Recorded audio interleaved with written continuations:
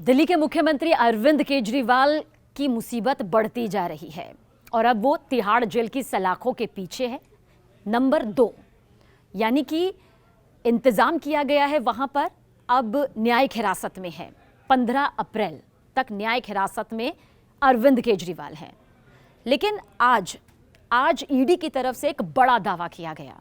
दिल्ली शराब घोटाला मामला जिसे लेकर विजय नायर, अगर आपको याद होगा, विजय नायर की पहली गिरफ्तारी हुई थी।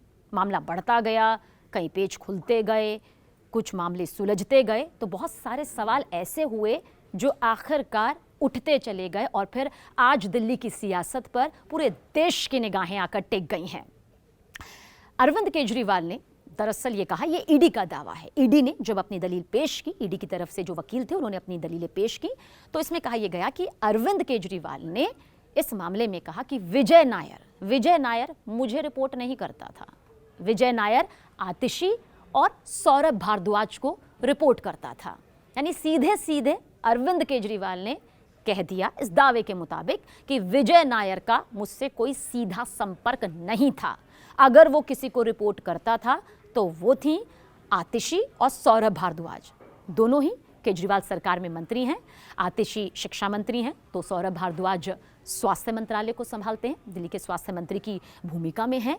विजय नायर लेकिन कौन है, जिसका जिक्र यहाँ पर बार बार किया भी जा रहा है। दरअसल विजय नायर एंटरटेनमेंट जगत का जाना माना नाम भी है, लेकिन इसके अलावा बहुत सालों तक आम आदमी पार्टी में कम्युनिकेशन प्रभारी के तौर पर भी उसने अपनी जिम्मेदारी यहाँ पर निभाई है। यानी कि जान पहचान यहाँ पर सीधे तौर पर है। और इस मामले को लेकर पहली गिरफ्तारी भी विजय नायर की हुई थी और उसके बाद धीरे धीरे तार एक के बाद एक खुलते चले गए। फिर अरविंद केजरीवाल को समन्स पर समन्स आए, लेकिन एक बार भी वो सामने पेश नहीं हुए जवाबदेही के लिए। और उसके बाद जब सामने आए तो गिरफ्तारी की वो पूरी तस्वीर निकलकर सामने आ गई। पहले रिमांड को भी वो खारिज कर रहे थे, उनके वकील भी कह रहे थे कि इसकी ज़रूरत क्या है, लेकिन ज़रूरत ऐसी पड़ी कि अब वो तिहाड़ जेल की सलाखों के पीछे हैं, जहाँ पर सवालों की लंबी फहरिस्त भी होगी क्योंकि न्यायिक जांच की प्रक्रिया है। ईडी का अब सीधा इंटरफेरेंस नहीं है, लेकिन इतना तय है कि ईडी की जांच यहाँ पर, क्योंकि ईडी ने अपनी तरफ से कई दावे यहाँ पर किए हैं, अब उन्हीं दावों के हिसाब से ये पूरा मामला आगे बढ़ भी रहा है। ईडी कह रही है हमारे पास पूरे सबूत हैं। भले ही केजरीवाल और उनके मंत्री जो हैं या उनके जो नेता हैं जो उनसे जुड़े हुए हैं आम आदमी पार्टी से, वो इसे खारिज कर रहे हैं, लेकिन इतना तो तय है कि विजय नायर को सीधी रिपोर्ट आतिशी और सौरभ भारद्वाज करते थे। ये खुद अगर अरविंद केजरीवाल की तरफ से किया गया, क्योंकि खंडन नहीं किया गया अरविंद केजरीवाल से की तरफ से। एक होता है कि अगर दावा पेश किया जा रहा है तो क्या सामने से खंडन किया गया है कि ये दावा जो है वो गलत है। खबर निकल कर ये आई है कि ऐसा कोई खंडन नहीं किया है।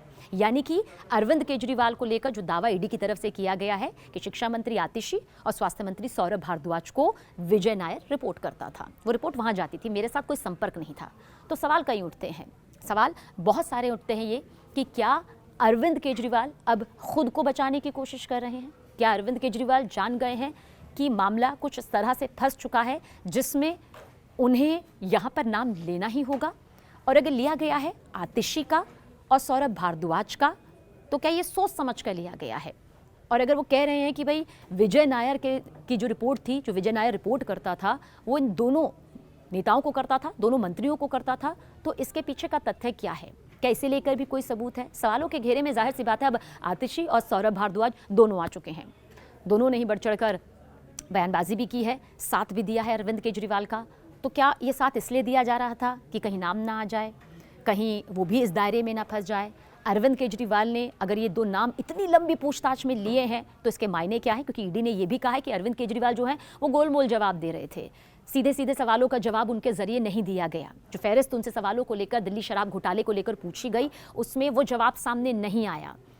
क्या अरविंद केजरीवाल खुद को बचाने के लिए नाम ले रहे हैं, या फिर वाकई अरविंद केजरीवाल ने अगर आतिशी और सौरभ भारद्वाज का नाम लिया है तो ये एक बहुत बड़ी कड़ी है जिसे लेकर अगर पूछताछ होती है, जांच का दायरा जाहिर सी बात है बहुत बड़े स्तर तक बढ़ चुका है, तो फिर और कितने बड़े खुलासे हो सकते हैं।